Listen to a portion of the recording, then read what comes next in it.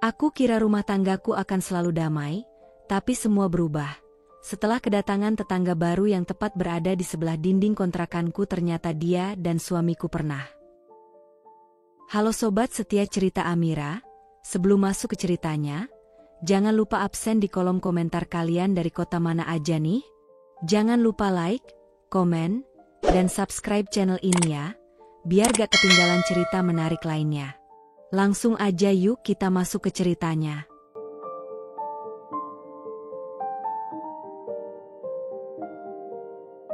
Di antara deretan rumah petak yang menempel rapat seperti barisan luka yang tak sempat sembuh, aku tinggal bersama suamiku, Fajar, dan anak sematawayang kami, Reyhan, di sebuah kontrakan mungil yang nyaris tak memiliki sekat antara ruang tamu, dapur, dan tempat tidur. Ruangan itu lebih pantas disebut bilik ketimbang rumah. Namun di sanalah setiap pagi kami dimulai, dan setiap malam kami akhiri dengan sisa tenaga yang kami punya.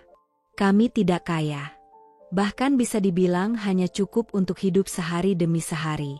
Fajar bekerja sebagai ojek online, menjemput rezeki dari gang ke gang, dari terik matahari sampai hujan menusuk tubuh. Setiap hari ia membawa pulang penghasilan yang tak seberapa, tapi cukup untuk membeli beras, sebotol minyak goreng, sesekali mie instan dan cemilan murah untuk Reyhan yang selalu menanti di depan pintu. Aku sendiri mengurus rumah dan merawat anak kami dengan tangan penuh pekerjaan tapi hati yang selalu berusaha bersyukur.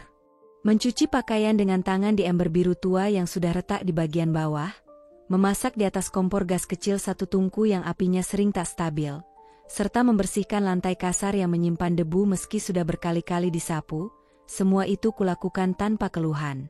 Bukan karena tidak lelah, tapi karena aku percaya, itulah bagian dari cinta yang tak perlu diumbar. Fajar bukan lelaki romantis. Ia jarang memuji, tak pandai berkata manis, bahkan kadang lupa ulang tahunku. Tapi caranya memijat pundakku yang pegal setelah seharian membereskan rumah, caranya menepuk kepala Reyhan dengan lembut sebelum tidur, atau caranya diam-diam menyisihkan uang untuk membelikan sandal baru saat punyaku putus. Semua itu cukup bagiku untuk menyimpulkan bahwa ia mencintaiku. Aku benar-benar mengira kami saling menyayangi. Di malam-malam tertentu, saat Reyhan sudah terlelap dan suara hujan merambat dari genteng bocor yang kami tampung dengan ember, kami duduk berdampingan di atas kasur tipis yang langsung bersentuhan dengan lantai. Fajar bercerita tentang penumpang cerewet yang ia antar ke pasar, tentang betapa macetnya jalan saat hujan turun, dan sesekali tentang impiannya membeli rumah sendiri, meski hanya tipe 36. Aku tahu, rumah ini sempit, katanya suatu malam, suaranya pelan seakan takut membangunkan anak kami. Tapi aku janji, suatu hari nanti kita tinggal di tempat yang lebih layak. Ada halaman kecil untuk Reyhan main sepeda. Ada kamar khusus buat kamu biar nggak masak di ruang yang sama-sama tempat tidur. Aku mengangguk, tersenyum kecil sambil merapatkan selimut tipis ke tubuh kami. Aku nggak butuh rumah besar, Jar. Asal kita bareng, aku udah cukup. Ia menatapku dalam gelap, lalu menggenggam tanganku. Sentuhan itu hangat, dan malam itu aku tertidur dengan hati penuh keyakinan bahwa kami sedang menapaki jalan sederhana menuju bahagia.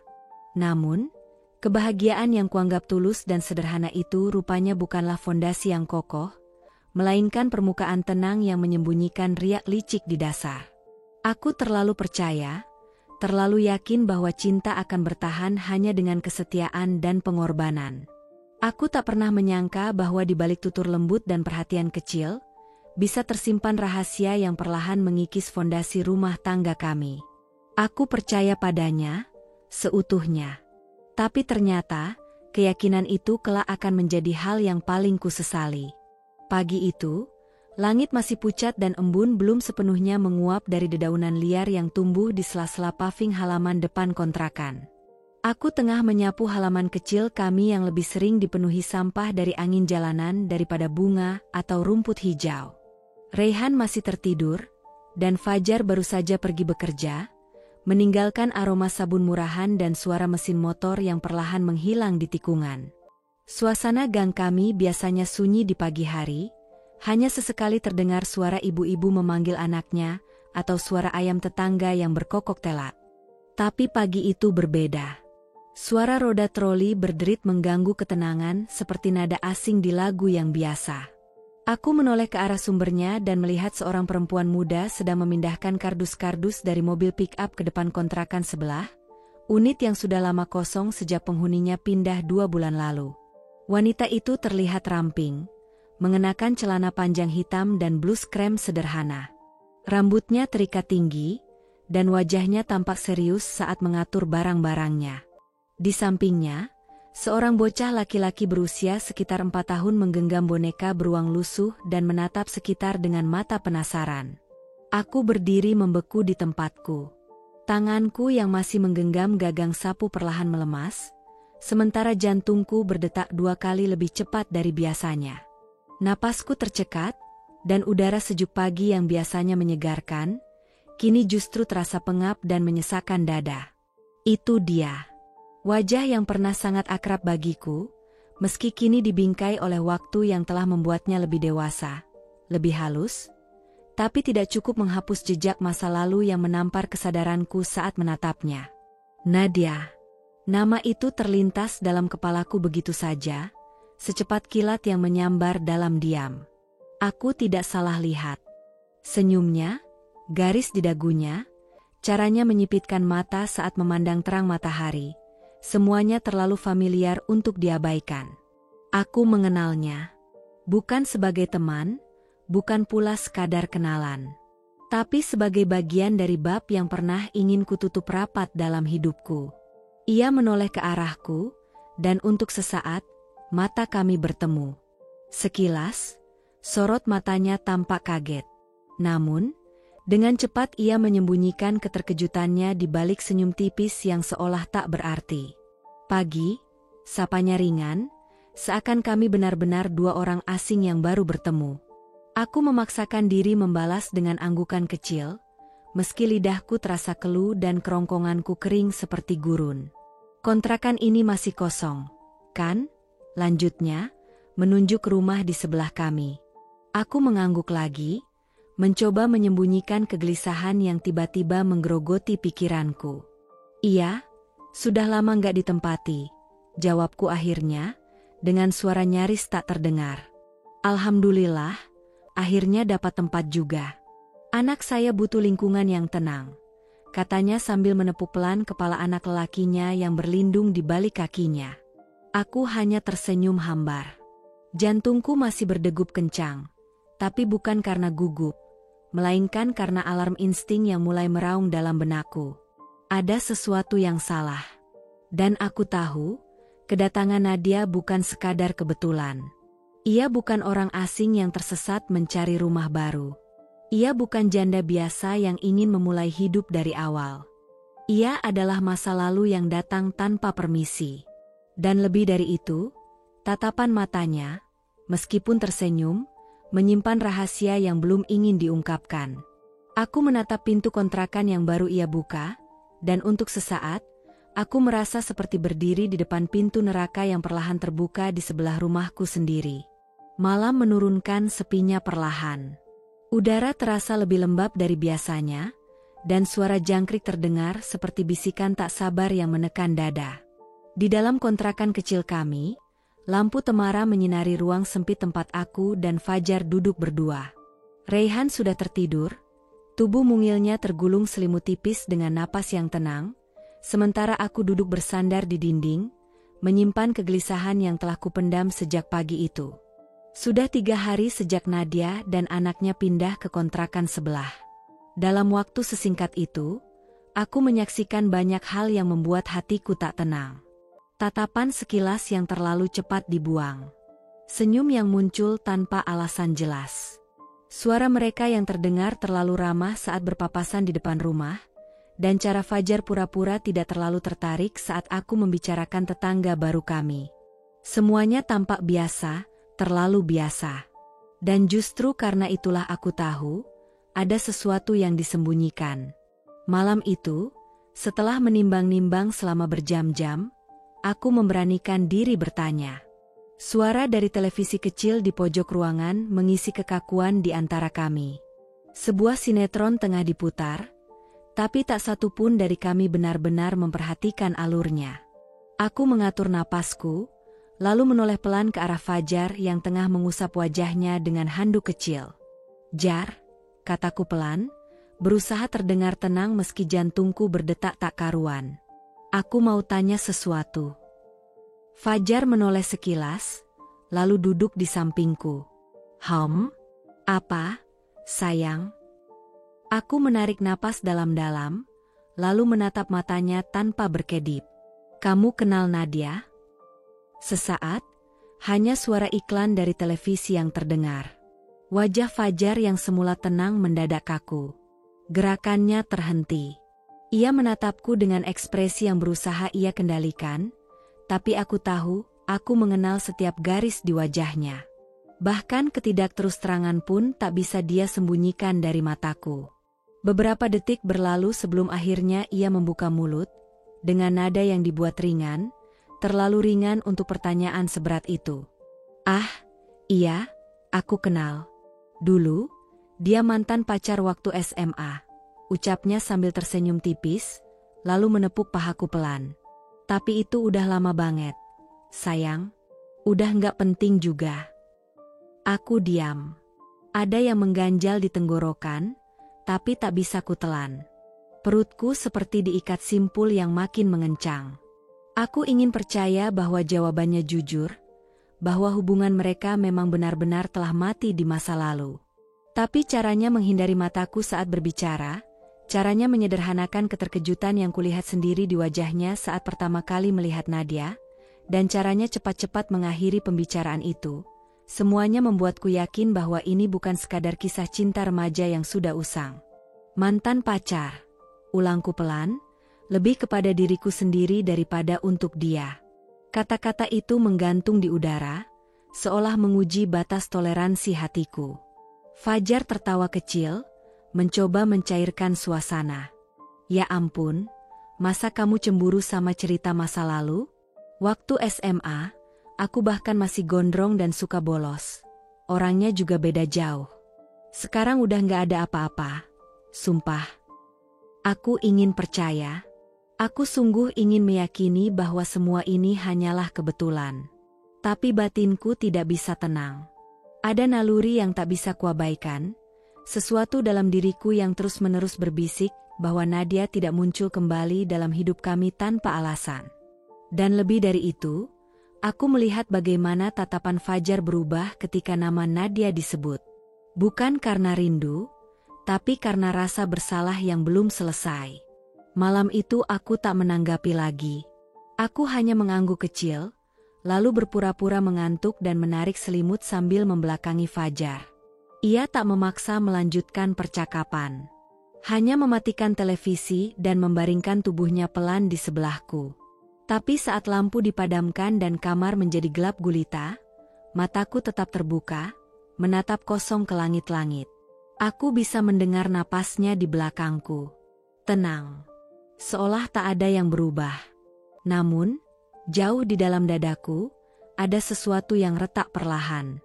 Bukan karena kehadiran Nadia saja, tapi karena aku mulai meragukan seseorang yang selama ini kuanggap tak mungkin menyakitiku.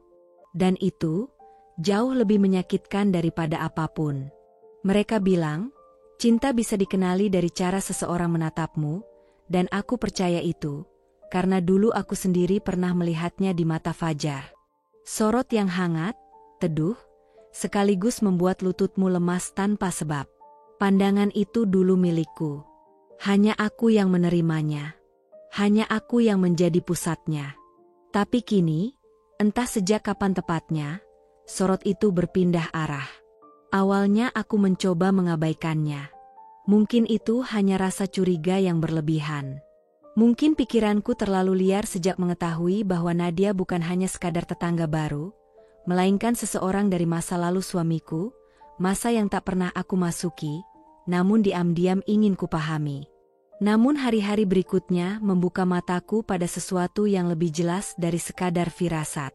Pagi itu, aku berdiri di dapur kecil yang menyatu dengan ruang tengah, sedang mencuci piring sambil sesekali memperhatikan Raihan yang bermain di depan rumah. Fajar duduk di ambang pintu, seperti biasa menyalakan rokok setelah sarapan. Namun pandangannya bukan tertuju pada anak kami yang berlarian sambil tertawa, melainkan ke arah rumah sebelah, tempat Nadia muncul dengan daster bermotif bunga, rambut masih basah, dan tangan menggandeng anak kecilnya yang membawa ember berisi mainan pasir. Sekilas, aku melihat mata Fajar mengikuti gerakan mereka. Bukan tatapan biasa. Bukan sekadar memperhatikan tetangga yang lewat. Ada sesuatu yang berbeda di sana. Tatapan yang nyaris tak berkedip, dengan rahang yang mengeras dan senyum kecil yang nyaris tak terlihat. Seperti senyum refleks yang muncul karena memori yang terlalu kuat untuk dilupakan. Aku tidak langsung menegurnya. Aku hanya menatap punggungnya, mencatat dalam diam bagaimana tubuhnya condong sedikit ke depan, seolah ingin lebih dekat tanpa benar-benar bergerak. Dan saat aku berpura-pura menjatuhkan sendok, Fajar tersentak, lalu buru-buru memalingkan wajahnya.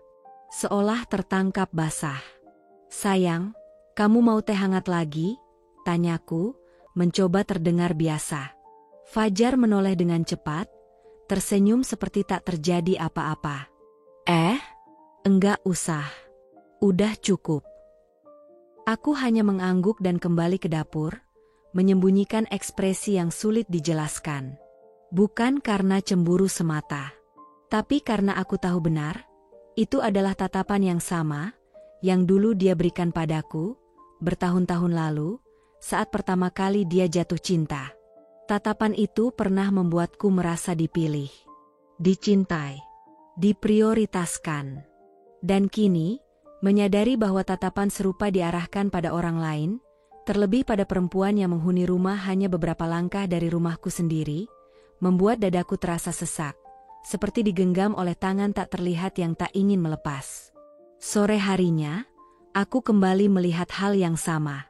Nadia keluar untuk membuang sampah, dan secara kebetulan, atau mungkin tidak, Fajar yang tadinya sibuk mengutak-atik motor, langsung berdiri dan menawarkan bantuan. "Berat, ya? Sini, aku bantuin," katanya. Nadia hanya tersenyum sopan.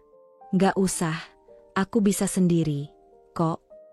"Tapi kamu bawa anak juga, kasihan," balas Fajar sambil mengambil kantong sampah dari tangan Nadia. Sekilas saja, tapi cukup bagi mataku yang terlatih membaca gelagat. Tatapan Fajar padanya bukanlah bentuk kepedulian biasa. Dan aku berdiri di balik pintu, menyaksikan itu semua. Menahan rasa pahit yang perlahan memenuhi tenggorokanku, aku sadar, ini bukan hanya tentang mantan yang kebetulan jadi tetangga. Bukan hanya tentang masa lalu yang belum selesai. Ini tentang kemungkinan bahwa cinta yang pernah kuanggap milik kami berdua, ternyata tak pernah benar-benar padam untuk orang lain. Aku mulai kehilangan tidur. Malam-malamku diisi dengan pikiran yang berputar-putar tanpa henti. Apakah selama ini Fajar benar-benar sudah melupakan Nadia? Ataukah kehadirannya justru membangkitkan sesuatu yang pernah terkubur? Fajar tak berubah secara nyata. Ia masih memelukku sebelum tidur, masih mengantar Raihan ke sekolah, masih menyuapiku sesekali saat makan malam. Tapi aku tahu, sesuatu sedang bergerak perlahan di balik semua itu. Dan yang paling menyakitkan dari semua ini adalah, aku tahu, aku tidak gila. Aku hanya sedang menyaksikan cinta suamiku bergeser, inci demi inci, tanpa suara, dan tidak ada yang bisa kulakukan kecuali diam, menunggu, dan patah perlahan. Anak-anak selalu lebih cepat membuka hati dibandingkan orang dewasa. Tak peduli seberapa gelap bayang-bayang yang mengelilingi orang tua mereka tetap bermain, tertawa, dan percaya tanpa syarat. Dan itulah yang terjadi pada Raihan dan Rara. Sejak hari kedua Nadia dan anaknya pindah, Raihan langsung tertarik pada bocah perempuan kecil yang suka mengenakan pita ungu di rambutnya itu. Rara, dengan pipi bulat dan suara nyaringnya, menyambut Raihan seolah mereka sudah lama mengenal satu sama lain. Mereka tertawa bersama, bermain kejar-kejaran di gang sempit, menggambar di tembok belakang rumah dengan kapur warna, atau duduk di bawah pohon mangga sambil membagi biskuit. Sebagai seorang ibu, tentu saja aku senang melihat anakku bahagia. Tapi ada rasa lain yang diam-diam ikut tumbuh bersamaan dengan keakraban itu, rasa yang sulit dijelaskan, seperti benang halus yang perlahan menjerat. Fajar mulai sering ikut menemani Rayhan bermain. Katanya, dia hanya ingin memastikan Rayhan aman. Lagi pula, ia bilang dirinya lelah dengan rutinitas kerja dan butuh waktu santai bersama anak. Aku mencoba memahami, meski hatiku tidak sepenuhnya tenang. Namun yang membuatku benar-benar terusik adalah kehadiran Nadia, yang entah bagaimana, selalu ada. Awalnya terasa seperti kebetulan. Sesekali dia keluar untuk menyiram tanaman atau membuang sampah, dan melihat anak-anak bermain membuatnya ikut duduk di dekat mereka. Tapi lama-lama, pola itu terlalu konsisten untuk disebut kebetulan. Nadia muncul hampir setiap kali Fajar berada di sana. Sore itu, aku duduk di ambang pintu, memperhatikan dari kejauhan. Rayhan dan Rara bermain masak-masakan dengan panci plastik kecil, membuat sate daun dari tusukan lidi dan potongan daun jambu yang mereka petik sendiri. Fajar duduk bersila di atas tikar, tersenyum lebar saat Rara menyuapinya sepiring daun, sementara Rayhan tertawa geli melihat reaksi ayahnya yang pura-pura kenyang. "Wah, enak banget nih. Rara yang masak?" tanya Fajar sambil mengelus kepala Rara. "Iya, ayah Rayhan suka nggak?" sahut Rara polos, wajahnya bersinar bangga. Dari arah yang berlawanan, Nadia muncul membawa 2 gelas minuman dingin di nampan kecil. "Lumayan panas ya, minum dulu, Mas Fajar," katanya dengan senyum yang ia lemparkan begitu alami, seolah ia memang bagian dari permainan itu. Aku menegang. "Mas Fajar." Sapaan itu bukan sekadar formalitas. Ada kelembutan yang ditanamkan dalam intonasinya. Bukan seperti tetangga yang berbasa-basi, tapi seperti seseorang yang pernah akrab, dan mungkin sedang mencoba membangkitkan kembali sesuatu yang dulu ada. Fajar tertawa kecil, menerima minuman itu tanpa banyak bicara. Tapi aku tahu caranya menerima. Tanpa menolak, tanpa terlihat canggung, adalah bentuk persetujuan yang tak terucap. Aku berdiri dan berjalan pelan ke arah mereka. Wajahku tetap tenang, senyumku tetap terjaga, tapi di dalam, amarah dan rasa tidak nyaman mulai mendidih seperti air yang menunggu mendesis. "Nggak repot, Bu Nadia?" tanyaku, mencoba terdengar wajar sambil duduk di pinggir tikar. "Oh, enggak sama sekali," jawabnya santai. "Kebetulan tadi buat es jeruk lebih, jadi sekalian aja bawa ke sini." Kebetulan. Lagi-lagi kata itu. Sebuah kata yang bisa menyembunyikan banyak hal, termasuk niat yang disengaja. Fajar memandangku sesaat, seakan membaca ketegangan di balik senyumku. Tapi ia tak berkata apa-apa. Ia memilih diam, seperti biasa, membiarkanku menelan sendiri rasa asing yang mulai tumbuh di antara kami bertiga. Anak-anak tertawa, berlarian tanpa beban, menciptakan dunia kecil mereka yang penuh imajinasi. Namun di antara tawa itu, suasana di antara orang dewasa terasa seperti tali yang ditarik pelan, menunggu waktu untuk putus. Malam harinya, saat kami sudah di dalam kamar, Fajar berkata dengan ringan, "Rayhan kelihatan makin seneng ya sejak ada Rara. Main terus seharian." Aku mengangguk. "Iya, mereka memang cocok. Tapi kamu kelihatan beda tadi sore. Kamu gak suka aku main sama mereka." Aku terdiam sejenak. Ingin aku berkata jujur, mengatakan bahwa keberadaan Nadia membuatku gelisah, bahwa aku tak nyaman melihat mereka duduk terlalu dekat, saling tertawa terlalu sering, dan saling bertukar pandang terlalu lama. Tapi aku tahu, jika aku mengucapkannya sekarang, dia hanya akan menuduhku terlalu curiga, terlalu cemburu, terlalu berlebihan. "Bukan itu," jawabku pelan. "Aku cuma takut Rayhan terlalu dekat. Kalau nanti mereka pisah lagi, Rayhan bisa kecewa." Fajar tertawa ringan. "Mereka anak-anak, sayang. Cepat dekat, cepat lupa juga. Nggak usah khawatir." Tapi aku tetap khawatir. Bukan pada Rayhan, bukan pada Rara, melainkan pada orang tua mereka, yang perlahan tampak terlalu nyaman dalam kebersamaan yang seharusnya tidak lagi dimiliki. Perubahan tak selalu datang dengan dentuman keras atau peristiwa besar. Kadang, ia datang seperti kabut tipis di pagi hari, nyaris tak terlihat, tapi perlahan menyelimuti segalanya. Dan jika tak jeli, kau mungkin tak akan sadar bahwa sesuatu telah berubah, hingga kau terbangun dan menyadari seluruh dunia tak lagi sama. Aku mulai menyadari perbedaan kecil pada Fajar. Bukan perubahan mencolok yang bisa segera dikritisi, tapi hal-hal sederhana yang menimbulkan gemuruh di dada jika diamati terlalu sering. Dulu, ia bukan pria yang peduli penampilan. Ia bisa keluar rumah hanya dengan kaos tipis dan celana pendek, tanpa sisir atau semprotan pewangi apapun. Rambutnya berantakan, dan tubuhnya masih menebarkan aroma keringat yang bercampur debu jalanan. Aku mencintainya apa adanya, bahkan mencuci pakaiannya dengan penuh sabar, karena bagiku ia pulang, dan itu sudah cukup. Tapi beberapa minggu terakhir, rutinitas pagi kami berubah tanpa peringatan.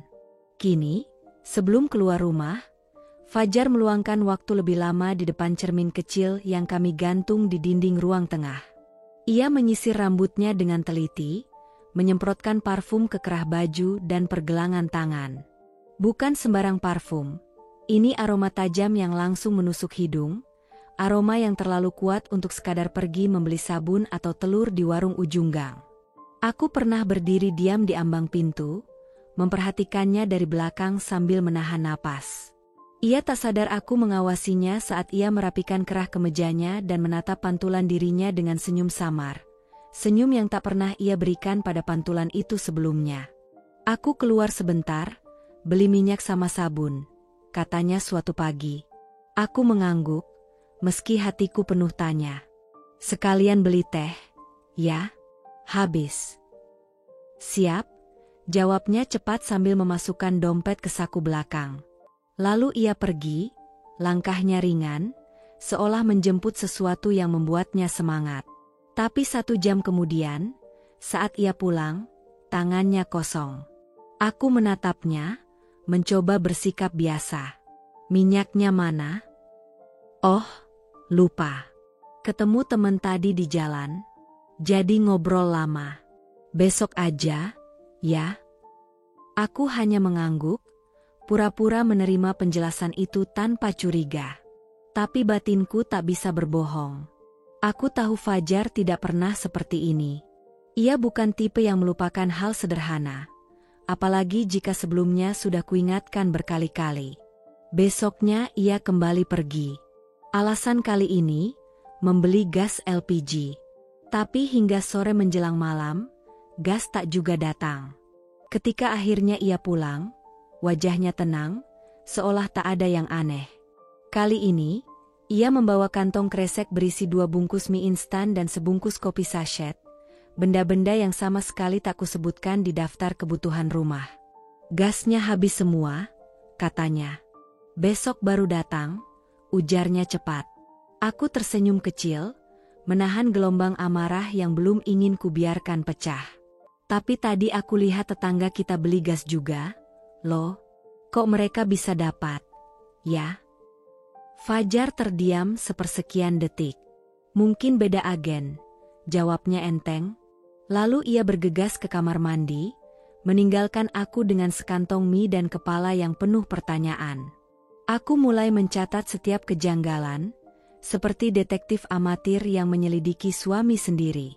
Jadwal keluar rumahnya menjadi semakin sering. Setiap kali kutanya, jawabannya selalu tentang kebutuhan dapur, perbaikan motor, atau titipan teman. Tapi anehnya, tidak satu pun dari kebutuhan itu benar-benar tiba di rumah. Dan yang paling mencolok, parfum itu.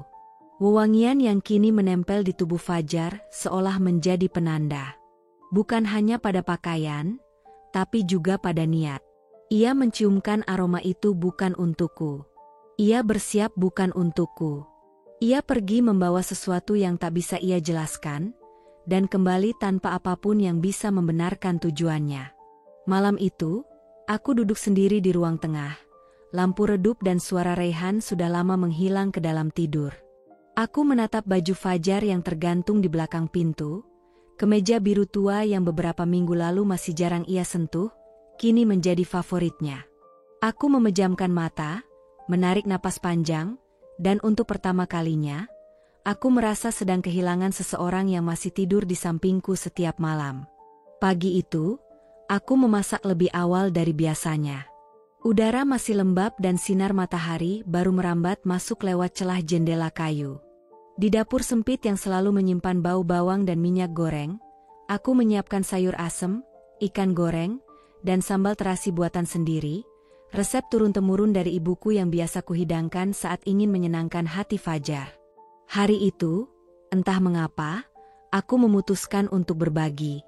Sebagai tetangga baru, Nadia pantas diberi sambutan yang baik. Setidaknya itulah yang kukatakan pada diriku sendiri. Walau jujur saja, ada dorongan lain yang membuatku membawa 2 rantang kecil ke rumah sebelah. Mungkin rasa penasaran. Mungkin ingin melihat reaksinya lebih dekat. Atau mungkin aku hanya ingin tahu seberapa banyak yang dia ingat tentang masa lalu yang katanya sudah selesai. Nadia menyambutku dengan wajah cerah dan senyum hangat di bibirnya. Rumahnya masih setengah berantakan, dengan beberapa kardus belum terbongkar dan boneka Rara berserakan di lantai. Tapi suasananya bersih, rapi, dan hangat. Terlalu hangat. Maaf ganggu, ini aku bawakan makanan. Masakan rumahan aja, kataku sambil menyerahkan rantang yang kupegang. Wajahnya tampak terkejut sesaat, tapi kemudian ia mengambilnya dengan penuh antusias. Wah, serius? Ya Allah, baik banget, Mbak. Aku belum sempat masak karena bersin baju Rara belum kelar. Aku tersenyum tipis. Gak apa-apa, sekalian aja, biar gak repot duluan. Ada sayur asem, ikan goreng, sama sambal terasi. Lumayan buat makan siang. Saat kata sambal terasi keluar dari mulutku, matanya menangkap sesuatu. Sekilas. Tapi cukup bagi perempuan sepertiku untuk tahu bahwa ada sesuatu yang bergerak dalam dirinya. Entah memori, rasa, atau sekadar kebiasaan lama. Dan saat aku hendak berbalik, dengan suara pelan namun jelas terdengar, Nadia berkata, Fajar, masih suka banget sambal terasi ya? Langkahku terhenti. Dunia mendadak terasa hening, seolah waktu menahan napas bersamaku. Jantungku berdetak tidak beraturan, tenggorokanku kering. Aku menoleh perlahan, menatap wajahnya yang terlihat polos, terlalu polos. Aku ingat banget dulu dia selalu nambah nasi kalau ada sambal kayak gini. Lanjutnya sambil membuka tutup rantang dan menghirup aromanya. Aromanya khas banget. Bikin nostalgia. Nostalgia. Nostalgia. Kata itu menghantamku lebih keras dari apapun. Nadia tidak sedang berterima kasih atas makananku. Dia sedang memberitahuku sesuatu. Isyarat. Pengingat bahwa dia tahu bagian dari Fajar yang tidak pernah kujalani bersama. Bagian yang lebih awal dari kebersamaan kami, tapi mungkin belum sepenuhnya selesai. Aku menarik napas dalam-dalam, mencoba menahan gemetar di ujung jariku. Senyumku bertahan, tapi mataku mulai terasa panas. Dia masih suka, kok, jawabku pelan. Tiap aku bikin sambal, pasti makannya jadi lahap. Nadia hanya mengangguk, lalu tertawa kecil. Ya, emang dari dulu dia begitu. Lidahnya kampung banget, tapi justru itu yang bikin manis. Kalimatnya dibiarkan menggantung, seolah ia sendiri sadar bahwa batas sudah dilanggar, tapi memilih untuk tidak mundur. Aku berdiri tegak, mengangguk sekali, lalu berkata lirih, ya sudah, aku balik dulu. Selamat makan, ya. Terima kasih banyak, Mbak. Salam buat Fajar. Salam buat Fajar. Ucapan itu mengalir ringan dari mulutnya, namun terasa seperti duri yang disengaja ditancapkan pelan-pelan ke dadaku. Aku melangkah keluar dengan kepala tetap tegak, tapi dunia dalam pikiranku sudah berguncang hebat. Jemariku mencengkeram sisi mukena yang kukenakan, berusaha menyembunyikan gemetar yang mulai tak terkendali. Saat pintu rumahku tertutup, aku berdiri di baliknya, punggung bersandar pada kayu, dan untuk pertama kalinya, aku merasakan ketakutan sejati. Bukan karena Fajar mungkin berbohong, bukan karena Nadia datang kembali, tapi karena istri manapun tahu, saat seorang perempuan lain mengingat sambal suamimu, itu bukan hanya tentang makanan. Itu tentang kenangan. Tentang keintiman yang pernah mereka bagi. Tentang sesuatu yang tidak pernah sepenuhnya hilang. Dan hari itu, aku menyadari, aku tidak hanya sedang berhadapan dengan tetangga baru. Aku sedang berdiri di tengah medan perang yang tak terlihat. Dan musuhku tersenyum manis sambil memegang rantang makananku. Malam-malam kami yang dulu terasa hangat kini mulai berubah menjadi ruang kosong yang dingin dan asing. Tempat tidur kami, yang dulunya menjadi tempat bercengkerama, tertawa, bahkan saling mencurahkan keluh kesah, kini seakan menjadi batas antara dua dunia yang mulai menjauh, pelan tapi pasti. Fajar semakin sering pulang larut. Bila dulu ia akan membangunkanku hanya untuk mencium keningku atau sekadar berbisik, "Maaf telat, sayang," kini ia hanya membuka pintu dengan pelan, meletakkan tas, dan berbaring membelakangi tubuhku. Tidak ada lagi pelukan, tidak ada sapaan lembut. Hanya keheningan yang menusuk dan jarak yang tak kasat mata tapi terasa semakin melebar. Pernah suatu malam aku memberanikan diri untuk mendekat. Menyentuh lengannya perlahan, mencoba mengembalikan kedekatan yang dulu begitu alami. Namun tubuhnya menegang. Ia menoleh cepat, meski hanya sesaat, lalu menghela napas panjang seolah mencoba bersabar. "Fajar, kenapa akhir-akhir ini kamu beda?" Bisikku dengan suara setenang mungkin, meski hatiku sudah penuh pertanyaan yang tak berani kusuarakan sepenuhnya. Ia diam beberapa detik, lalu menjawab tanpa menatapku. "Capek. Kerja seharian muter-muter bawa penumpang. Pinggang pegal. Kepala pusing." Aku mengangguk pelan, mencoba menerima penjelasan itu.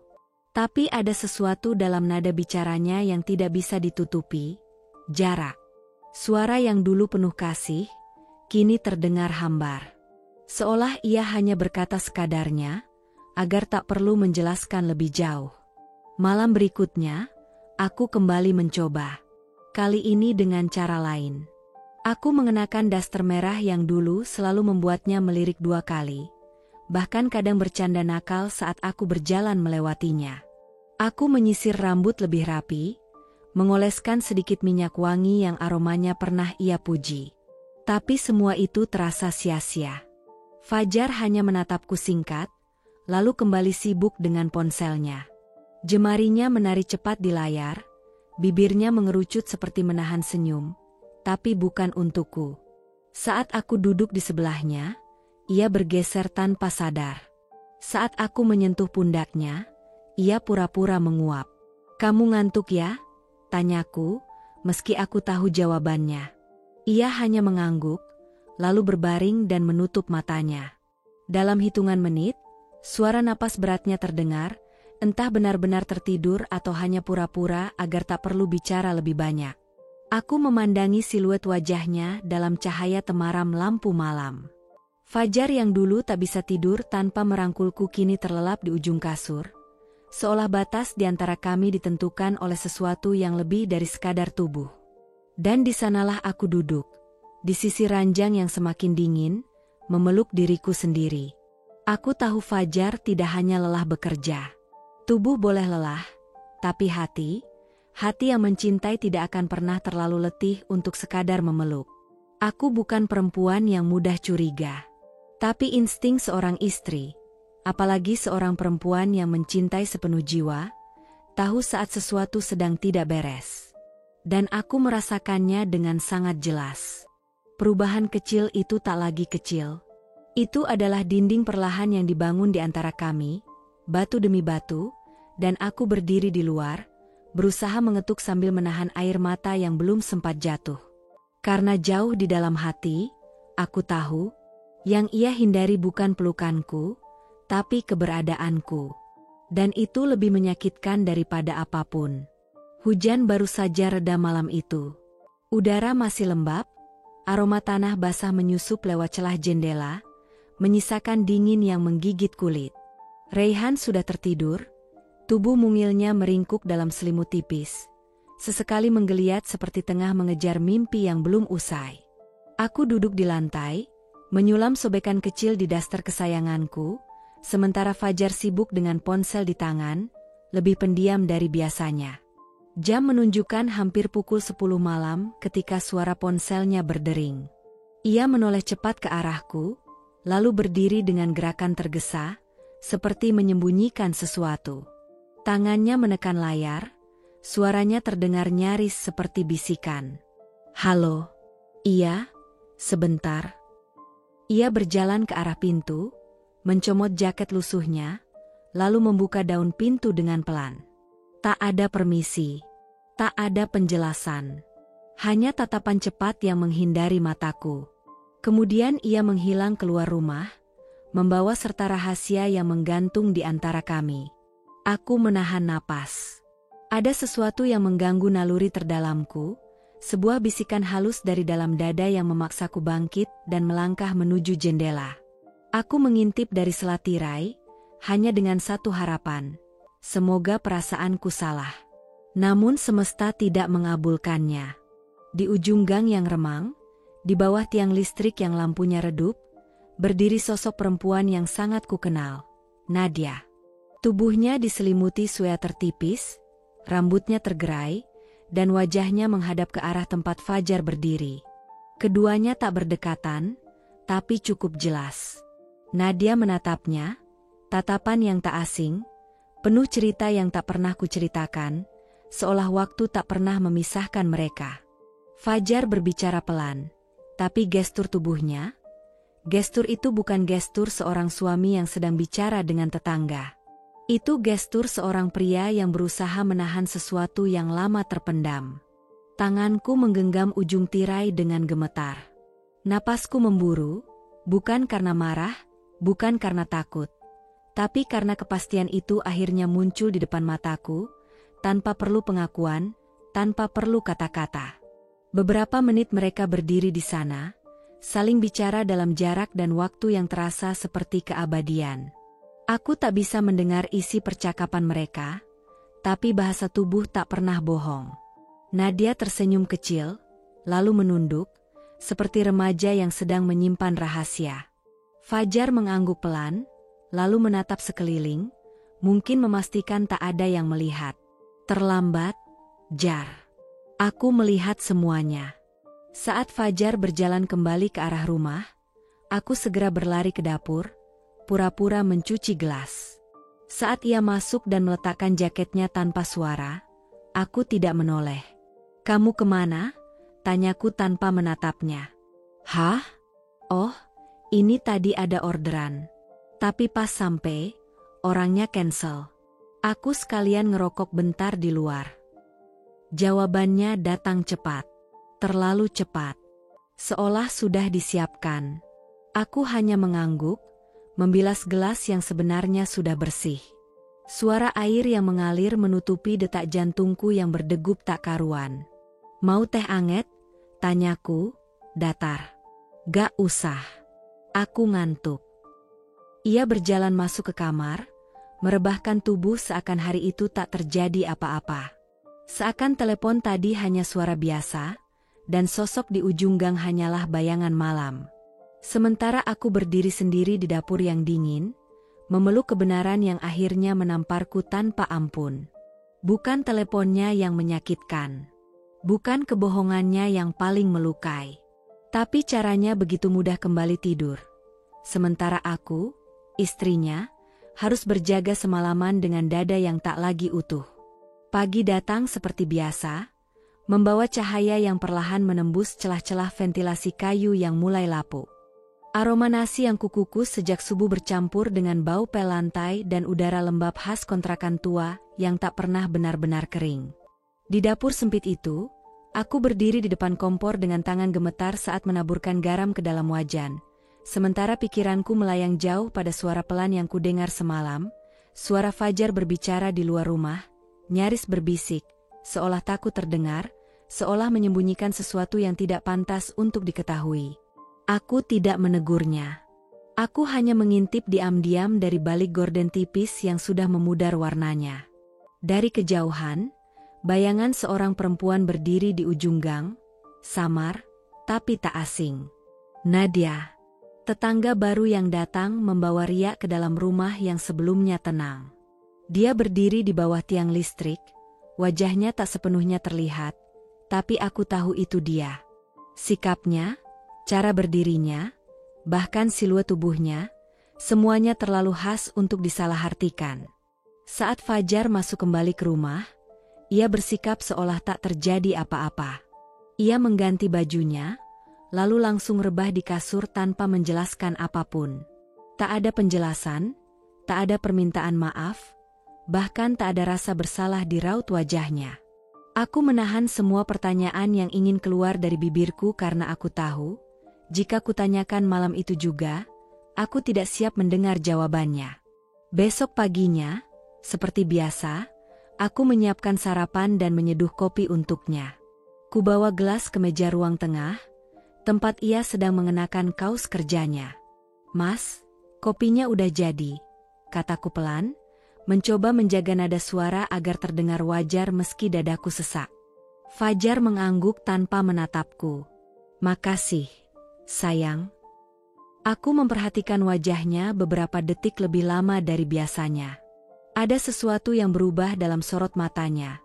Bukan kemarahan, bukan kelelahan, tapi semacam kehampaan yang tak bisa dijelaskan. Dulu, setiap kali ia menyebutku, "Sayang," ada kelembutan yang menyertai. Kini, hanya tersisa bunyi datar tanpa rasa. Ia menyeruput kopi perlahan, lalu mengenakan jaketnya. "Aku berangkat dulu. Jaga rumah ya," ucapnya sambil meraih helm. Aku mengangguk. Tak bertanya kemana ia akan pergi, tak menanyakan jam berapa ia pulang, tak memintanya membeli apapun. Aku hanya diam, menyembunyikan kebingungan dan luka di balik senyum tipis yang kupaksakan. Begitu pintu menutup dan langkahnya menghilang dari pekarangan, aku segera menuju kamar mandi. Di sana, aku menyalakan keran, membiarkan air mengalir deras ke lantai, bukan karena ingin mandi, tapi agar isak tangisku tertelan oleh suara air. Air mata turun tanpa bisa kucegah. Aku duduk di lantai dingin, memeluk lutut, membenamkan wajah di antara lenganku. Apa yang sebenarnya sedang terjadi? Tanyaku dalam hati, berulang kali, tanpa mendapat jawaban.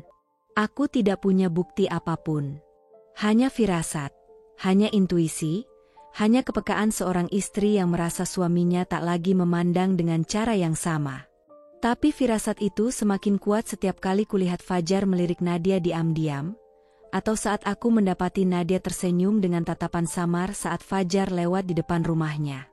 Mereka tidak menyentuh. Mereka tidak bicara di depanku.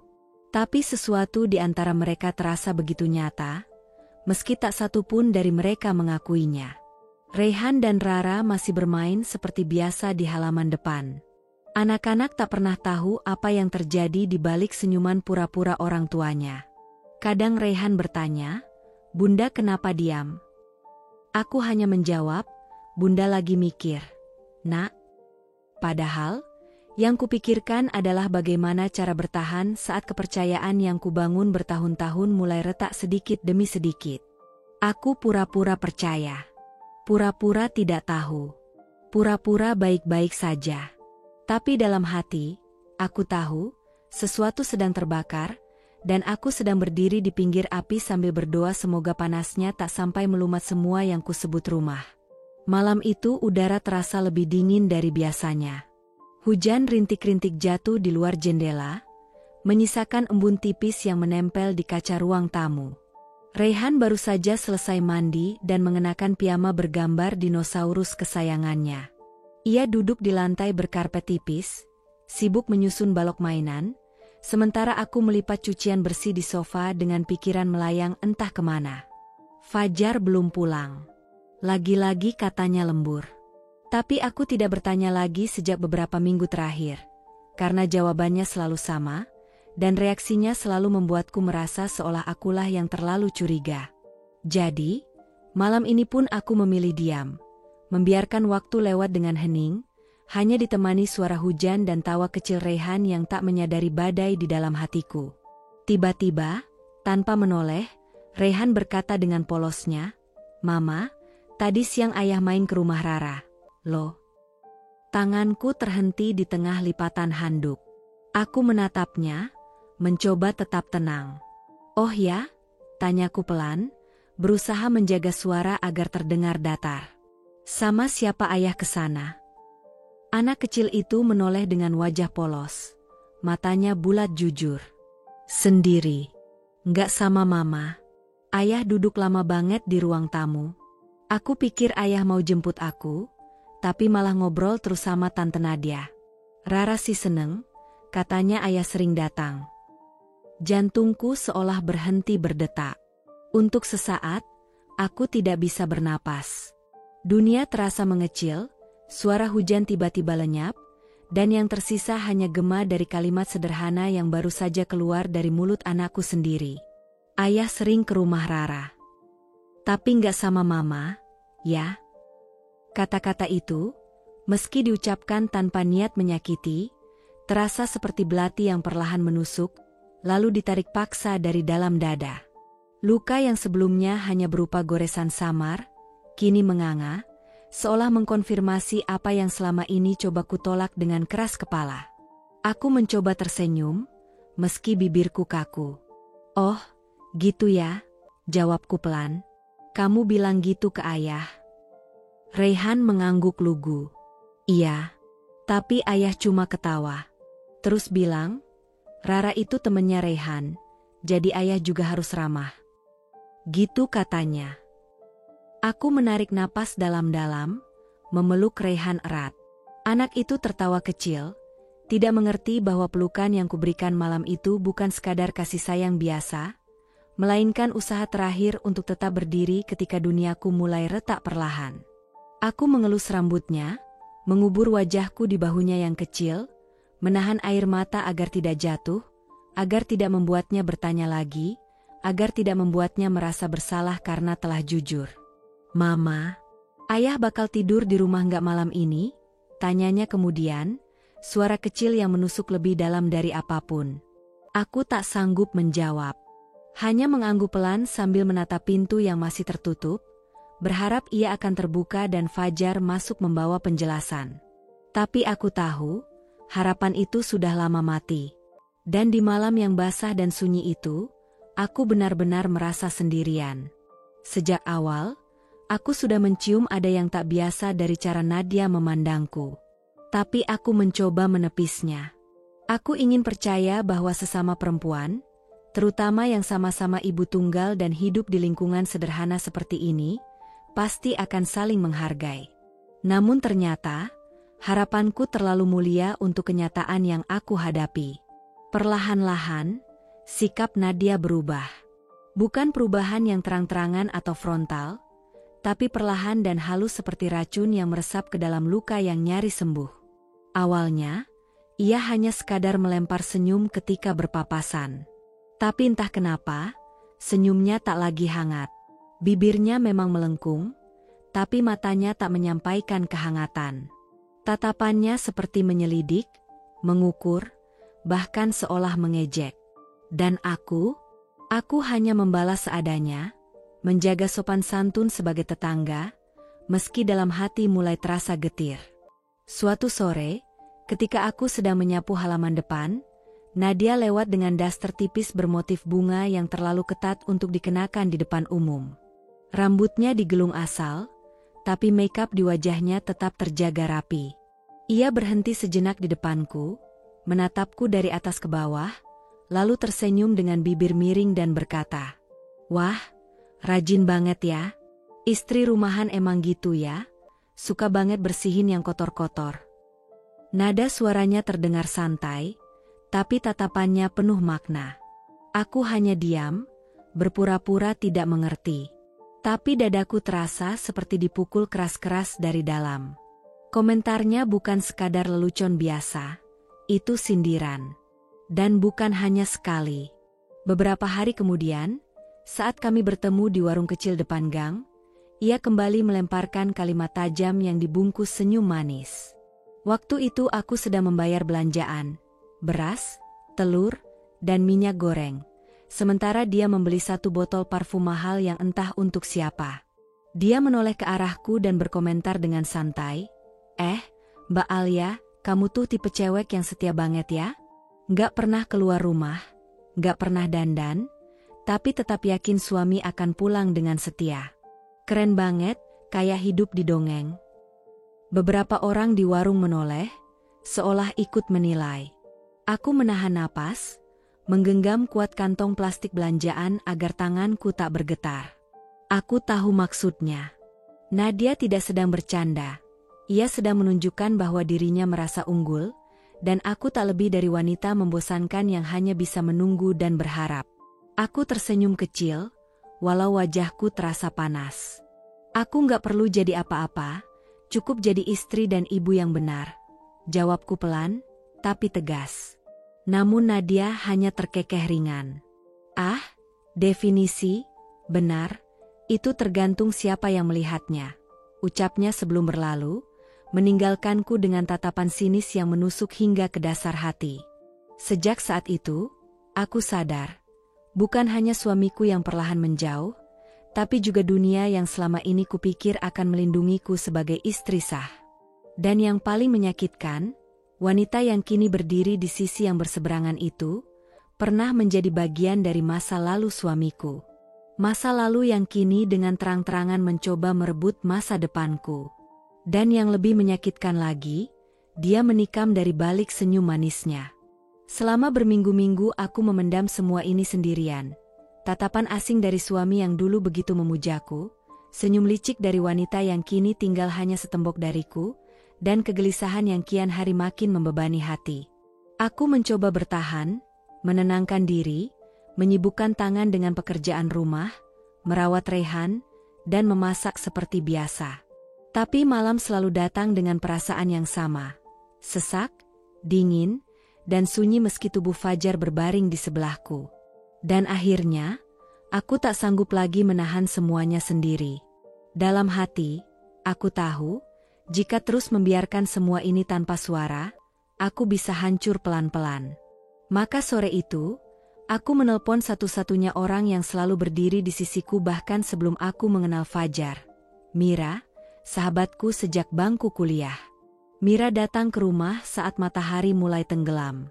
Ia membawa sekotak martabak. Seperti biasa saat tahu aku sedang tidak baik-baik saja.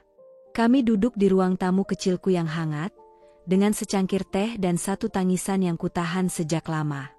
Gue nggak tahu harus mulai dari mana, Mir, ucapku dengan suara lirih, nyaris tenggelam dalam gemetar. Tapi perasaan gue, itu udah nggak bisa dibohongin lagi. Mira menatapku lekat. Matanya tajam tapi penuh empati. Ia menggenggam tanganku, memberi isyarat bahwa aku aman bersamanya. Mulai aja dari yang paling bikin kamu sesak, bisiknya. Dan aku pun mulai bercerita tentang Nadia yang bukan orang asing, tentang Fajar yang tiba-tiba berubah, tentang Rehan yang polos tapi mengucap kata-kata jujur seperti anak kecil yang belum bisa berbohong. Aku ceritakan semuanya, tanpa menyisakan satupun. Mira mendengarkan dengan tenang. Tidak menyela, tidak tergesa memberi solusi. Hanya menatapku, seolah menampung setiap kepingan luka yang keluar dari mulutku. Lalu, setelah hening beberapa detik, ia berkata, Alia, kalau memang ada api lama yang menyala lagi, kamu berhak tahu. Kamu berhak tahu kebenaran. Jangan sampai kamu terus jadi penonton di rumah tanggamu sendiri. Aku menunduk. Hatiku mengiyakan, tapi ketakutanku menjerat lebih dalam. Tapi kalau ternyata benar, Mir, kalau dia beneran nyakitin gue. Mira menghela napas pelan, lalu menggenggam tanganku lebih erat. Kalau memang benar, justru kamu harus tahu sekarang. Kamu nggak bisa sembuh dari luka yang kamu tolak untuk lihat. Selidiki, Alia. Jangan cuma tunggu. Kamu bukan perempuan lemah yang harus diam dipermainkan. Malam itu, aku menangis di pelukannya. Bukan karena aku lemah, tapi karena untuk pertama kalinya, aku merasa ada yang membenarkan perasaanku. Aku tidak gila. Aku tidak berlebihan. Dan yang paling penting, aku tidak sendiri. Sejak malam itu, ada sesuatu yang berubah dalam diriku. Aku tak lagi hanya menjadi istri yang menanti, tapi seorang perempuan yang mulai membuka mata. Karena mungkin, kebenaran yang pahit lebih baik daripada kebohongan yang terus menyusup di balik senyum suamiku setiap pagi. Dan di lubuk hatiku yang paling dalam, aku tahu, waktu untuk diam sudah selesai. Saatnya mencari tahu, bahkan jika yang kutemukan nanti akan membuat segalanya runtuh. Malam itu, hujan turun pelan seperti bisikan semesta yang sengaja dibuat lirih, agar aku bisa mendengar lebih jelas suara-suara dalam hatiku yang selama ini kubungkam. Fajar sudah tertidur di sampingku, napasnya berat dan stabil, seolah tidak ada apa-apa yang sedang ia sembunyikan. Tapi aku tahu, ada sesuatu yang bersembunyi di balik ketenangan itu. Sesuatu yang selama ini hanya bisa kuraba lewat firasat, namun belum pernah kulihat dengan mata kepala sendiri. Tanganku gemetar saat meraih ponselnya dari meja kecil di samping tempat tidur. Biasanya, Fajar selalu membawa ponsel kemanapun, bahkan saat ke kamar mandi. Tapi malam itu, entah kenapa dia lengah. Mungkin karena terlalu lelah. Atau mungkin karena tak pernah membayangkan aku akan seberani ini. Kupeluk napas dalam-dalam. Passwordnya masih sama, tanggal pernikahan kami. Sebuah ironi pahit, karena hari itulah awal dari semua janji yang kini terasa hampa. Jari-jariku bergerak perlahan, takut tapi pasti. Kubuka aplikasi chat. Dan di sana, pada barisan teratas, sebuah nama terpampang jelas, Nadia. Detik itu juga, hatiku seperti diremas oleh tangan tak kasat mata. Aku buka percakapan mereka, dan isi pesannya membuat seluruh tubuhku terasa kaku. Mereka tidak hanya bicara soal anak-anak atau basa-basi tetangga. Tidak. Mereka bicara dengan cara yang akrab, terlalu akrab. Kata-kata itu seperti serpihan masa lalu yang mereka rawat diam-diam, disusun rapi dalam kalimat bernada rindu. Mereka tertawa dalam tulisan, mengenang masa SMA dengan manis, membahas tempat-tempat yang dulu mereka kunjungi bersama, membicarakan lagu-lagu lama yang katanya masih bikin hati berdebar seperti dulu. Tapi yang paling menghancurkan adalah satu kalimat yang tertera di layar, dikirim oleh Nadia hanya 2 hari lalu. Kadang aku mikir, andai aja dulu aku yang jadi istrimu, hidup kita pasti beda, ya? Dan Fajar membalasnya dengan, aku juga sering kepikiran itu, dia. Tapi hidup memilih jalannya sendiri. Mungkin sekarang, kita cuma telat sadar. Aku tak tahu berapa lama aku membaca dan mengulang-ulang chat itu. Mataku panas, dadaku sesak, dan air mata mulai jatuh satu persatu tanpa bisa kutahan. Tapi aku tetap diam. Tidak membangunkan Fajar. Tidak melempar ponsel itu. Tidak berteriak. Aku hanya menangis dalam diam, karena di sanalah rasa sakit terdalam tinggal, di kesunyian yang tak bisa dijelaskan kepada siapapun. Aku letakkan kembali ponselnya perlahan. Kulihat wajahnya dalam gelap. Lelaki yang dulu bersumpah akan mencintaiku sampai tua, kini sedang bermimpi, bersama bayangan wanita lain di hatinya. Dan aku terjaga, sepenuhnya terjaga. Bukan hanya dari tidur, tapi dari mimpi tentang keluarga yang selama ini kujaga sendirian. Malam sebelumnya aku tidak tidur. Mata ini terus terbuka, menatap langit-langit kamar yang tak pernah berubah, namun kini terasa asing. Di sampingku, Fajar terlelap seperti biasa, seolah dunia berjalan normal dan tidak ada yang sedang ia sembunyikan.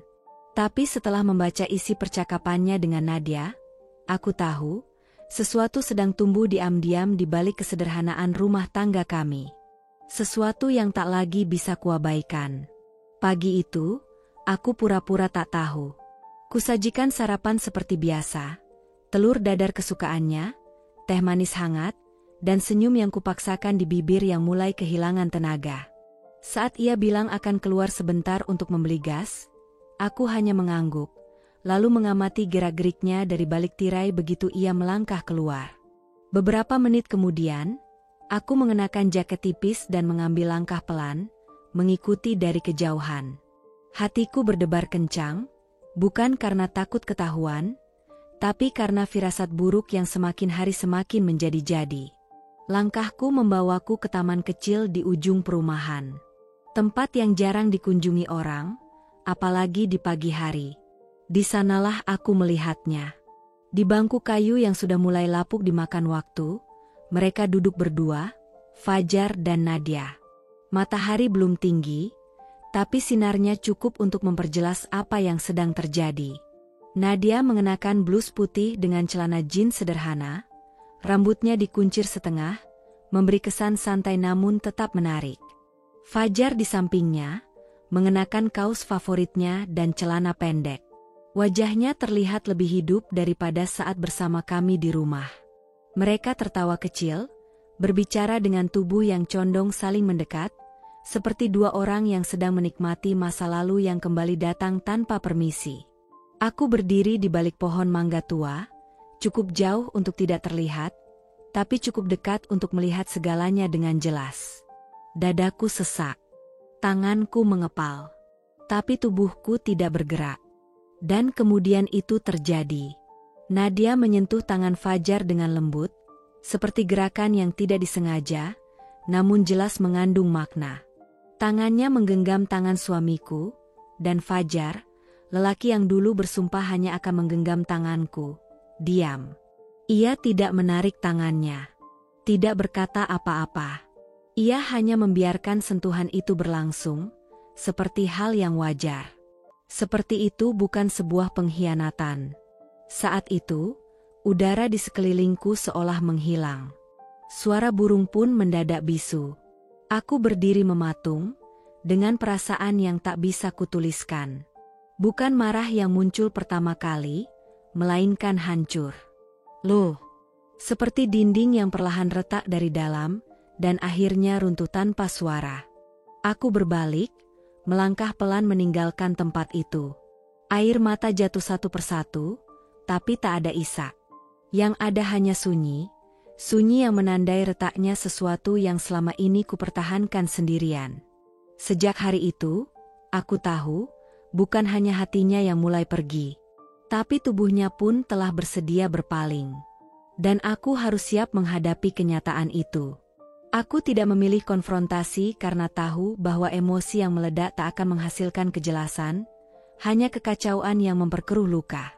Maka aku diam, bukan karena pasrah, bukan pula karena takut, melainkan karena aku sadar bahwa dalam ketenangan tersembunyi ketajaman yang mampu melukai lebih dalam daripada teriakan. Sejak malam aku melihat mereka di taman itu, duduk terlalu dekat, tertawa terlalu nyaman, dan tangan Nadia yang dengan berani menyentuh jemari suamiku tanpa penolakan darinya. Aku tahu, ada batas telah dilewati, ada janji telah dikhianati, dan ada cinta yang perlahan-lahan berubah menjadi asing.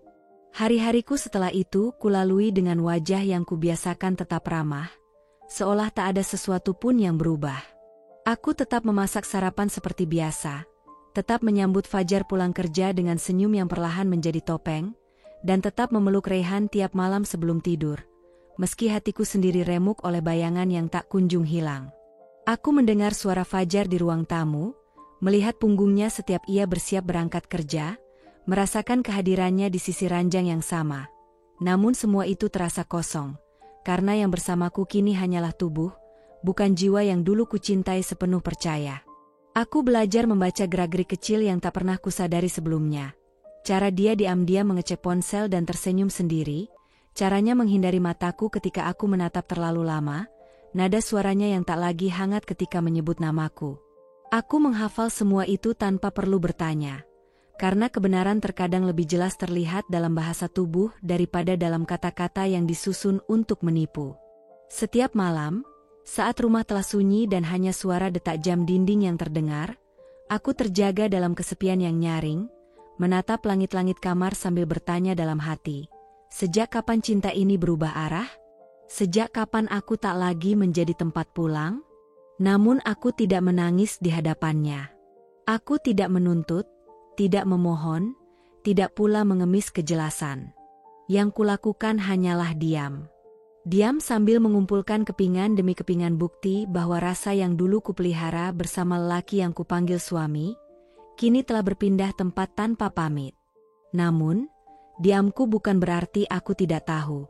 Diamku bukan tanda bahwa aku tidak peduli. Diamku adalah proses perenungan mendalam tentang harga diri, tentang kepercayaan yang diinjak tanpa rasa bersalah, tentang luka yang tidak terlihat namun menyesakan setiap tarikan napas. Diamku adalah ruang bagi akal sehatku untuk menyusun ulang realita yang perlahan-lahan retak di depanku. Diamku adalah benteng terakhir yang kujaga sebelum aku memilih. Bertahan dengan harga diri yang terus dilukai, atau melepaskan dengan kepala tegak dan hati yang tak lagi mau dibodohi. Karena ketika seorang perempuan memilih diam bukan karena takut, melainkan karena sedang merencanakan sesuatu, maka itu bukan kelemahan. Itu kekuatan paling tenang dan paling mematikan. Pagi itu, segalanya berjalan seperti biasa. Raihan sedang sarapan dengan lahap, sesekali menumpahkan susu di meja kecil kami yang sudah mulai kusam warnanya. Fajar di sudut ruangan, berpura-pura sibuk membaca koran yang sudah berhari-hari tak terganti. Aku merapikan seragam sekolah anakku sambil sesekali melirik ponsel, berharap ada pesan dari sahabatku, Mira, satu-satunya tempat aku bisa bercerita tanpa merasa dihakimi. Lalu notifikasi Instagram berbunyi. Nadia baru saja mengunggah sesuatu. Dengan jari gemetar, aku membuka unggahan itu. Sebuah foto yang diambil dengan pencahayaan hangat, kontras dengan dinginnya perasaan yang langsung menjalar ke seluruh tubuhku. Dalam foto itu, Rara duduk di ayunan sambil tertawa. Di belakangnya, berdiri seseorang yang sangat kukenal. Fajar, suamiku, lelaki yang tidur di ranjang yang sama denganku setiap malam. Ia sedang mendorong ayunan itu dengan senyum yang hanya kutemui dalam kenangan masa lalu, senyum hangat yang dulu hanya menjadi milikku. Namun yang paling menghancurkan bukan sekadar foto, tapi caption yang tertulis di bawahnya, begitu ambigu namun syarat makna. Mereka yang dulu pernah bahagia, dan mungkin masih. Aku menatap layar ponsel itu lama, berusaha menelan pahitnya kenyataan yang semakin hari semakin tak bisa ditolak. Kalimat itu seperti sindiran yang dibalut kelembutan, seperti luka yang dilumuri madu, manis di permukaan, namun perih saat menyentuh dasar. Nadia tidak lagi bersembunyi di balik kepura-puraan. Ia tak lagi sekadar memberi isyarat samar atau mencuri pandang. Kini, ia terang-terangan meletakkan bom di depan mataku, lalu dengan angkuh menatap reaksiku dari kejauhan. Aku berdiri mematung. Suara sendok Raihan yang jatuh ke lantai pun nyaris tak kudengar. Dadaku sesak, seolah udara di ruang tamu kecil kami tiba-tiba menghilang. Di hadapanku, Fajar tetap duduk. Matanya masih terpaku pada koran, tapi aku tahu ia merasakannya. Ia pasti tahu apa yang baru saja terjadi. Namun ia memilih tetap diam, tetap berpura-pura menjadi suami baik yang tak tahu menahu soal unggahan mantan kekasihnya itu. Malam harinya, saat rumah sunyi dan hanya bunyi kipas angin yang berputar pelan menemani, aku kembali membuka unggahan itu. Aku membaca ulang caption tersebut berkali-kali, mencari celah logika untuk menenangkan diriku sendiri. Tapi tidak ada. Kalimat itu ditulis untukku, untuk menyakitiku. Nadia ingin aku tahu bahwa dia tidak hanya datang kembali, tapi juga ingin merebut kembali apa yang dulu bukan haknya. Namun aku tidak menghapus air mataku malam itu. Aku biarkan ia jatuh, menelusuri wajah yang dulu selalu tersenyum karena cinta yang kupikir abadi. Karena kali ini, air mata itu bukan tanda kelemahan. Ia adalah bukti bahwa hatiku pernah begitu mencintai, dan kini, sedang belajar untuk tidak lagi terluka oleh orang yang sama. Hari itu langit tampak muram sejak pagi, seolah menandakan akan ada badai, bukan hanya di langit, tetapi juga di dalam rumahku yang sudah lama terasa dingin meski dindingnya tak pernah benar-benar retak. Sejak subuh, Raihan tampak lesu. Biasanya, anak laki-lakiku yang baru berusia 6 tahun itu sudah sibuk berlarian di ruang tengah, mengajak bermain atau bercerita tentang hal-hal kecil yang ia temui di dunia yang ia pandang dengan mata polosnya. Tapi pagi itu berbeda. Tubuhnya lemas, pipinya memerah, dan matanya tampak berat, seperti sedang berjuang menahan beban yang tak seharusnya ditanggung oleh tubuh sekecil itu. Aku mengangkat tubuhnya perlahan, membaringkannya di atas kasur, lalu mengambil termometer dari laci lemari. Ketika angka 39,7 muncul di layar, jantungku berdetak cepat. Panasnya tubuh Raihan seperti memindahkan bara ke dalam hatiku. Tanganku refleks menyentuh dahinya, basah oleh keringat, panas seperti api. Segera kuambil handuk kecil, kubasahi dengan air, dan kutempelkan di keningnya yang terus memerah. Ia mengerang pelan, matanya setengah terbuka, sesekali memanggil lirih, "Mama." Aku memegang tangannya erat, berusaha menyalurkan ketenangan meski seluruh diriku sedang dikuasai rasa cemas. Nafasnya cepat, tidak beraturan, dan kulitnya pucat. Hidungnya berair, bibirnya kering. Tapi bukan itu yang paling menyakitkan, melainkan kenyataan bahwa aku menjalaninya sendirian. Fajar tidak di rumah. Sejak sore ia sudah pamit keluar, katanya hendak bertemu klien. Aku tidak langsung membantah atau menunjukkan kecurigaan, meskipun mataku menangkap jelas ketidaktulusan dari sorot matanya. Ia menghindari pandanganku, menjawab seadanya, lalu pergi tanpa menanyakan kabar Raihan terlebih dahulu. Seolah urusan kerja, atau apapun yang ia sebut, klien, itu, lebih penting dari anak yang sedang terbaring sakit di rumah. Hujan turun deras saat malam datang, menambah dingin suasana yang sudah lebih dulu membeku. Aku tetap duduk di sisi Raihan, mengganti kompres, mengelus rambutnya, membisikkan doa-doa dalam hati. Setiap detik terasa panjang dan menyiksa. Aku berharap Fajar akan pulang, membuka pintu dengan wajah khawatir, bertanya dengan penuh kasih, "Bagaimana Raihan?"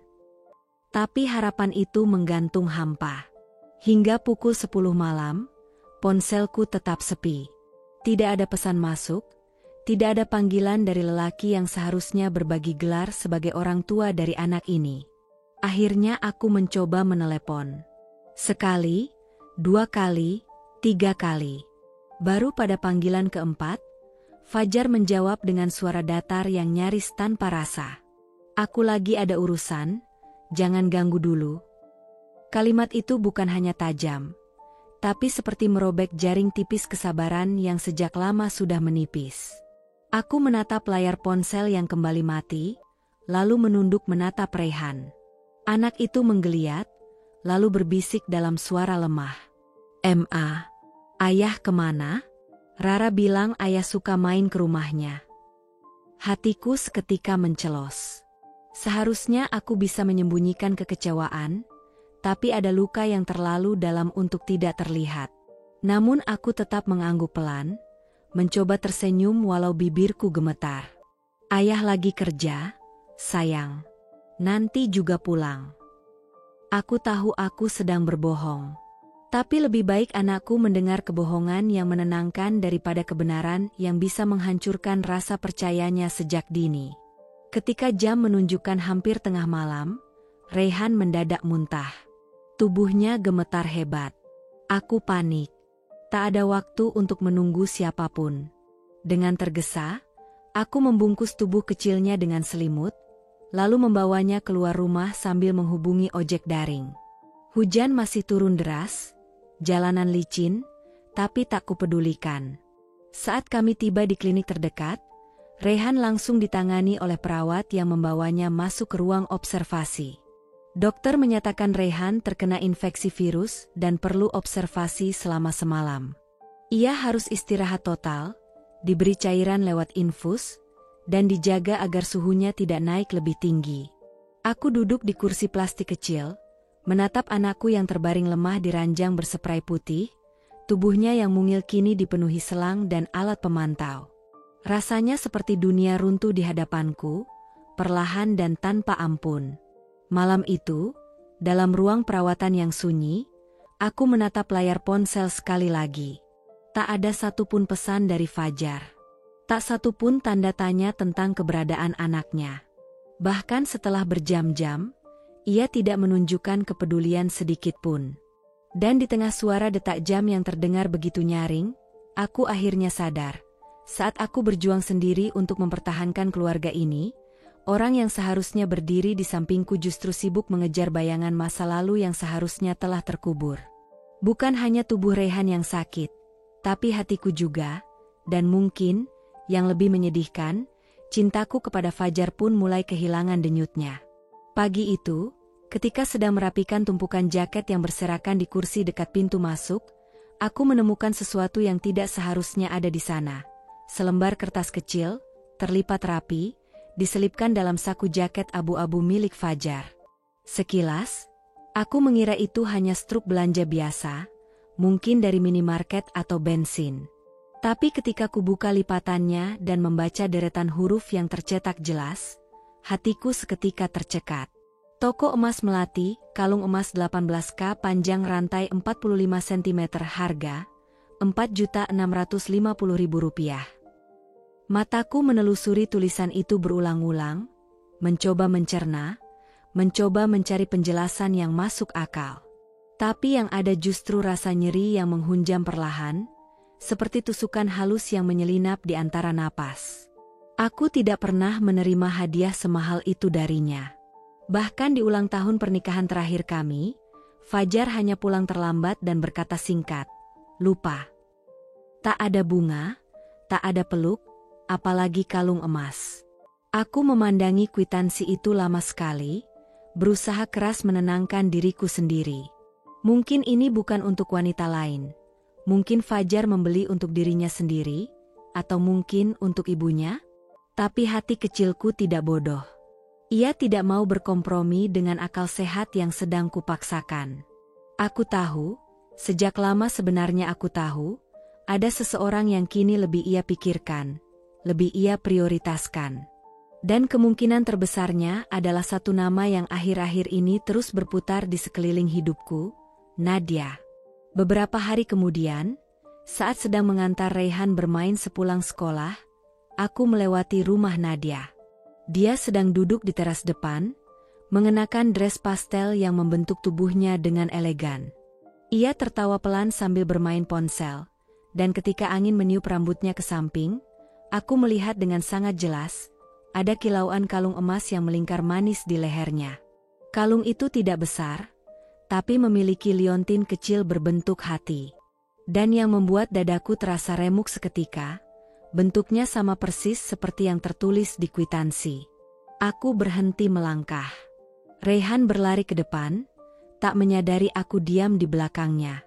Aku hanya berdiri di pinggir jalan, menatap dari kejauhan, mencoba memastikan apa yang baru saja kulihat bukanlah bayangan atau kebetulan. Tapi semakin aku memandang, semakin dalam luka itu menancap. Nadia menyentuh kalung itu sambil tersenyum kecil, seperti seseorang yang baru saja mendapatkan sesuatu yang istimewa, dari seseorang yang begitu berarti. Dadaku terasa sesak, seperti diikat kuat oleh tali tak kasat mata. Bukan karena cemburu, bukan karena iri atas kemewahan benda yang dipakai Nadia. Tapi karena aku sadar, hadiah itu melambangkan perhatian, usaha, dan cinta, sesuatu yang selama ini selalu kuharapkan dari Fajar, namun tak pernah ia berikan.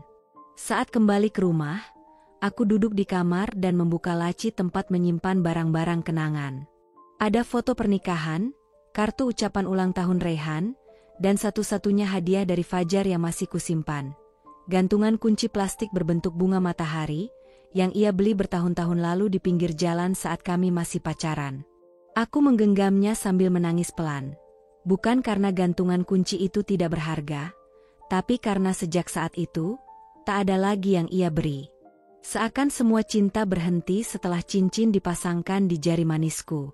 Dan hari ini, ketika aku tahu bahwa hadiah-hadiah itu ternyata masih ada, hanya saja bukan untukku.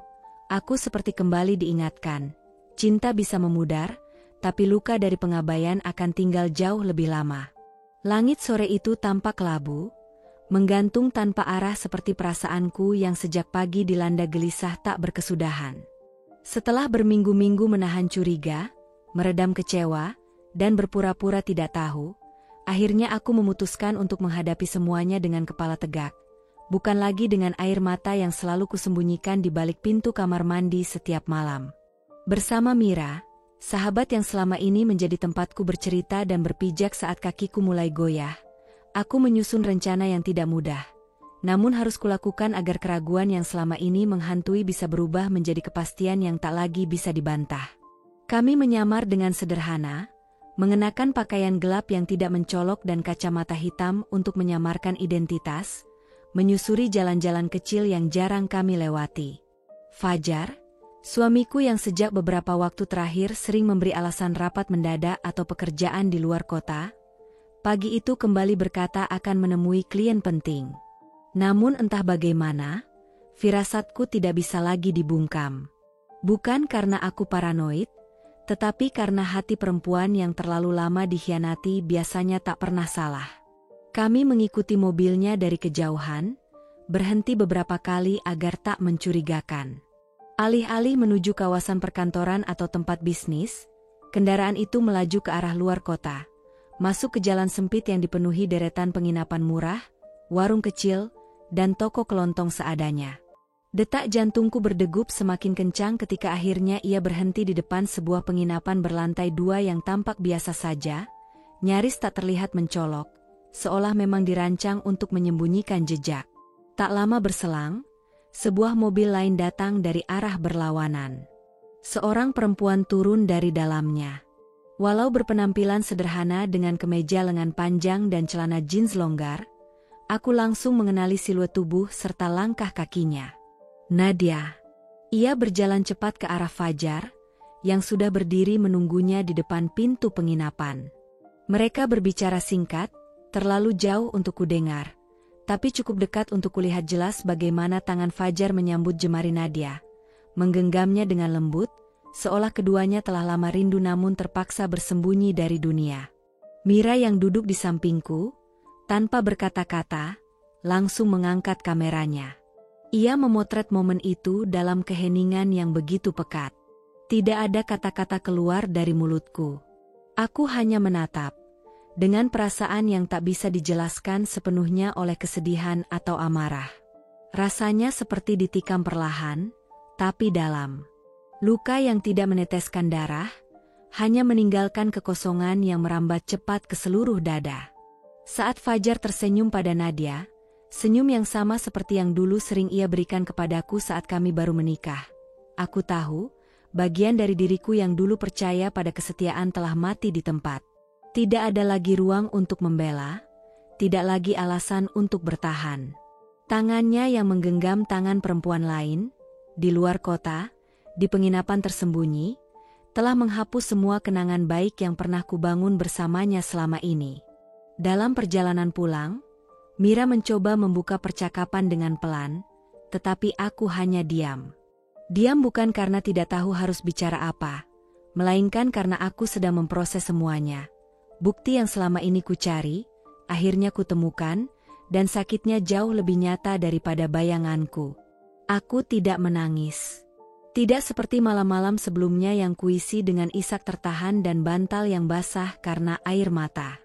Hari itu aku hanya menatap ke depan, dengan tatapan yang mungkin terlihat kosong, tetapi justru dipenuhi keberanian baru. Sesampainya di rumah, aku masuk ke kamar tanpa sepatah kata. Kubuka laci tempat kusimpan surat nikah kami, dan di sana aku letakkan hasil cetakan foto-foto yang Mira ambil.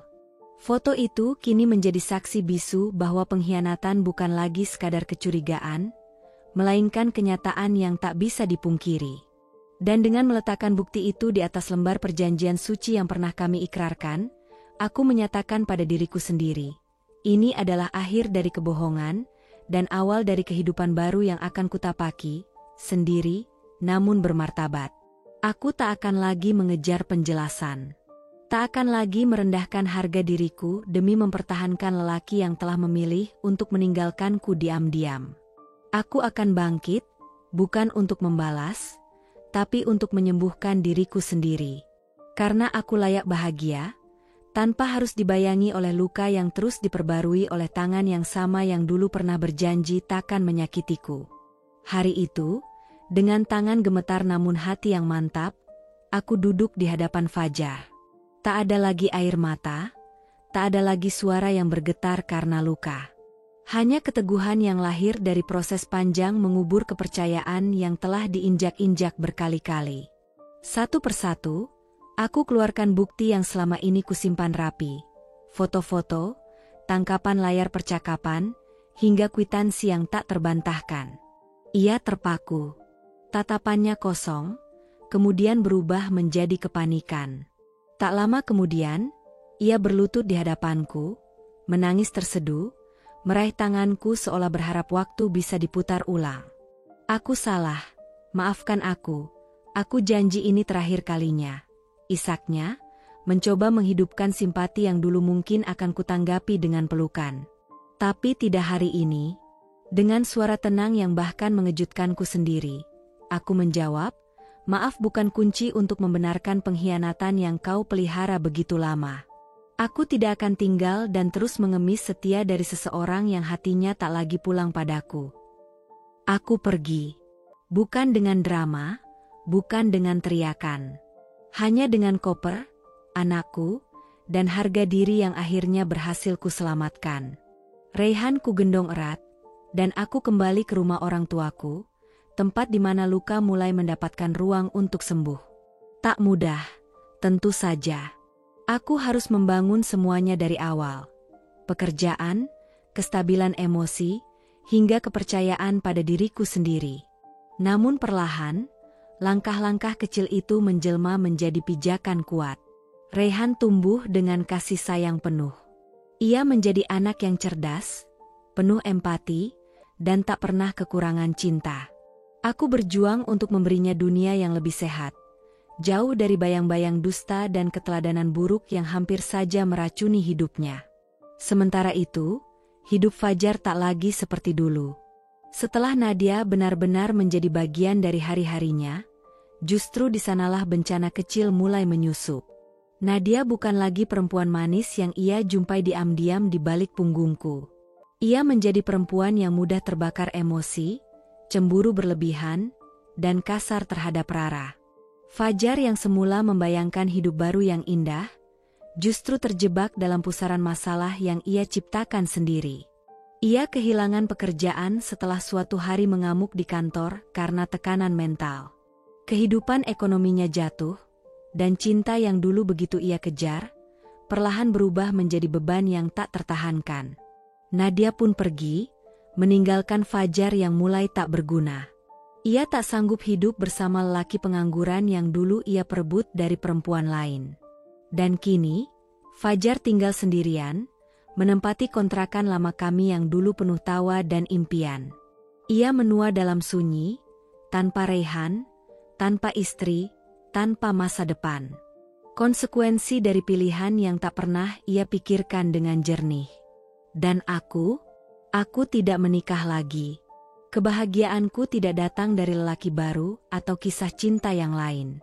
Kebahagiaanku berasal dari keberanian untuk bangkit, dari luka yang tidak kubiarkan membusuk, dari proses panjang mengenal diriku kembali sebagai perempuan yang utuh meski pernah dihancurkan.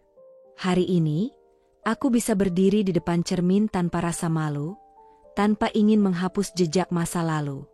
Karena justru dari reruntuhan itulah aku membangun kekuatan. Aku tidak sempurna. Aku hanya seorang istri yang pernah dikhianati. Tapi saat aku memutuskan untuk pergi, bukan karena aku lemah, melainkan karena aku mencintai diriku lebih dari siapapun yang pernah mengabaikanku. Dan itulah bentuk cinta paling besar. Cinta yang tidak menyakiti, terutama cinta kepada diri sendiri. Cerita ini menggambarkan perjalanan seorang istri yang dikhianati oleh suami dan sahabatnya sendiri, dua orang terdekat yang seharusnya menjadi pelindung, bukan perusak. Dari tatapan mencurigakan, kebohongan kecil, hingga perselingkuhan yang akhirnya terbukti nyata, tokoh utama mengalami luka batin yang dalam dan berkepanjangan. Namun, alih-alih membalas dengan dendam, ia memilih jalan yang lebih mulia. Pergi, menyelamatkan diri dan anaknya, lalu bangkit dalam kehormatan. Karma datang dengan caranya sendiri. Fajar dan Nadia, yang pernah menikmati hubungan terlarang, akhirnya harus menanggung akibat dari perbuatan mereka. Hubungan yang dibangun di atas pengkhianatan tidak pernah membawa kebahagiaan sejati. Sementara itu, tokoh utama justru menemukan ketenangan dan kebahagiaan dari dalam dirinya sendiri, tanpa perlu balasan dendam, tanpa bergantung pada cinta baru. Pesan moralnya jelas. Pengkhianatan mungkin menghancurkan hati, tapi keberanian untuk pergi dan mencintai diri sendiri akan membangun jiwa yang jauh lebih kuat. Tidak semua luka harus dibalas, karena terkadang, keputusan untuk meninggalkan adalah bentuk cinta paling agung, bukan kepada orang lain, tetapi kepada diri sendiri.